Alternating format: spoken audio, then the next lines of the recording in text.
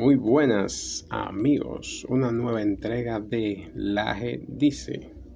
Señor, aquí vemos en una entrevista que le hicieron a Laje en su gira por Miami y dice él, hizo una pequeña microbiografía de él. Habla de su abuela, de sus inicios, por ese amor investigativo, de lo que él se ha dedicado.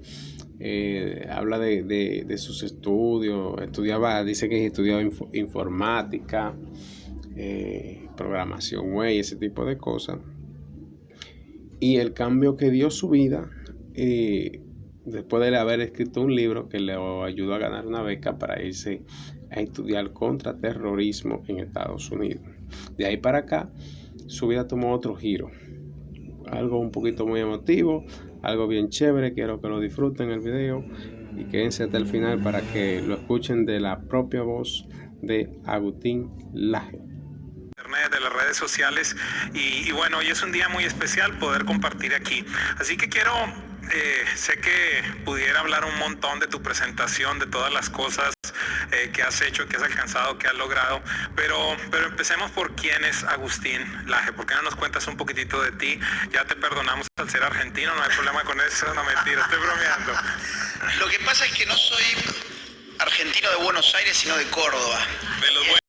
Por empezar, es algo bastante importante para decir, porque más de la mitad del país vive en Buenos Aires y la mala fama que nos hemos ganado los argentinos suele ser por esa mitad del país. Yo soy de Córdoba, nací el 16 de enero de 1989. Así que haciendo cuenta rápidamente, 33 años. Este es el año que te van a crucificar entonces. No, mentira. Yo, bueno, vengo de una familia trabajadora. Ya que íbamos a estar hablando sobre la familia, creo que mi familia impactó decisivamente en mí. En el colegio, yo fui a un colegio muy anticristiano, un colegio además asumidamente comunista. Para que ustedes se den una idea, en mi colegio, en la sala de los profesores, cuando uno ingresaba, veía que había cuadros de Fidel Castro, cuadros de Ernesto Guevara. Era un ambiente muy hostil en general, y yo creo que en este caso mi abuela ejerció una influencia decisiva en mí, porque yo iba todos los días después del colegio a comer a su casa y ella preguntaba constantemente. No había televisor, entonces teníamos que hablar, cosa que hoy lamentablemente no se hace mucho. Y hablábamos y ella me preguntaba: ¿y qué viste hoy en el colegio? Y yo le iba comentando todo lo que nos habían dicho y ella iba elaborando un plan. Iba desarmando todas esas premisas y todo ese contenido que el colegio trataba de volcar en mí, pero lo desarmaba de una forma muy astuta, porque lo hacía con preguntas. Ella no me afirmaba nada, sino que ponía en cuestión las cosas que yo había, entre comillas, aprendido en el colegio, haciéndome preguntas, y de esa forma me enseñó a pensar. Y un buen día me recomendó algunos libros, y esos libros me cambiaron la vida. Entonces yo creo que si tuviese que contar algo de mí, más allá de los títulos de la universidad, de los grados, posgrados y de los libros que escribí, lo más importante, creo que para este espacio en este momento, es que mi abuela generó un efecto decisivo en el resto de mi vida. Te dejó una marca permanente, es decir que yo a veces he hablado de un concepto que la voz de los padres, en este caso de los abuelos, debe ser la más fuerte, no porque sea la de mayor volumen, sino la que más impacta nuestra vida, así que creo que estamos en total acuerdo allí.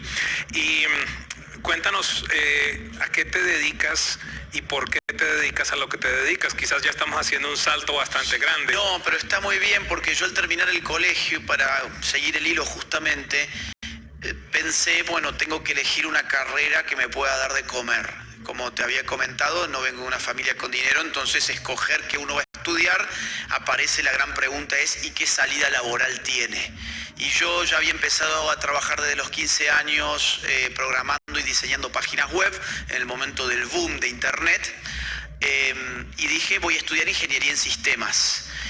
Mientras tanto, yo ya me había dado cuenta que me gustaba mucho escribir, que me gustaba investigar, que los asuntos politológicos, o sea, de ciencia política, me fascinaban, pero eso no me iba a dar el pan.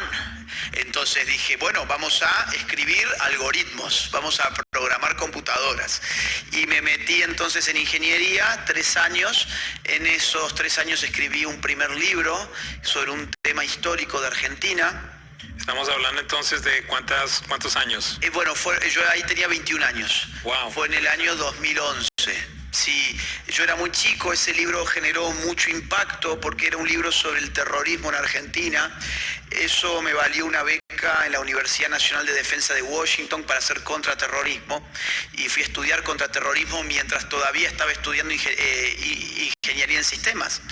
Y ir a estudiar allí me conmovió, porque ahí por primera vez yo estaba estudiando ciencia política de una manera formal, ya no como un hobby. Entonces, al regresar a Argentina me di cuenta, yo tengo que dejar de una buena vez el tema de la informática. Si bien no me iba nada mal en la universidad y hubiese sido seguramente una buena salida laboral, pero la vocación se terminó imponiendo, y además la vocación en este caso tenía un propósito, porque yo no estaba escribiendo porque sí, por amor a la letra y a la pluma y a la tinta y al papel. Yo estaba escribiendo porque tenía un mensaje, y ese mensaje empecé a ver cómo ejercía efectos a su vez en muchas personas, y cómo lo que yo escribía empezaba a ser muy bien recibido por mucha gente que lo tomaba como un soplo de aire fresco.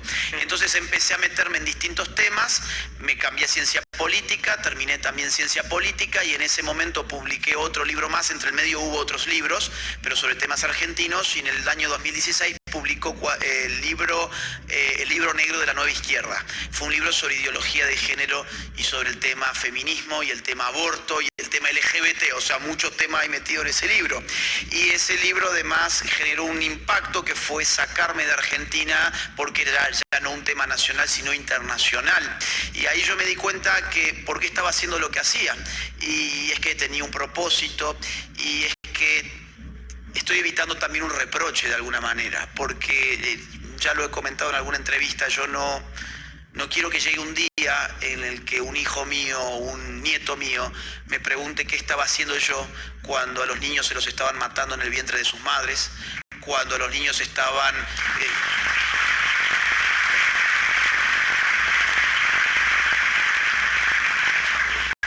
Cuando los niños estaban hormonizándolos, cuando les estaban diciendo de que el sexo se podía cambiar, como quien se cambia el color de la camisa, cuando les estaban diciendo a las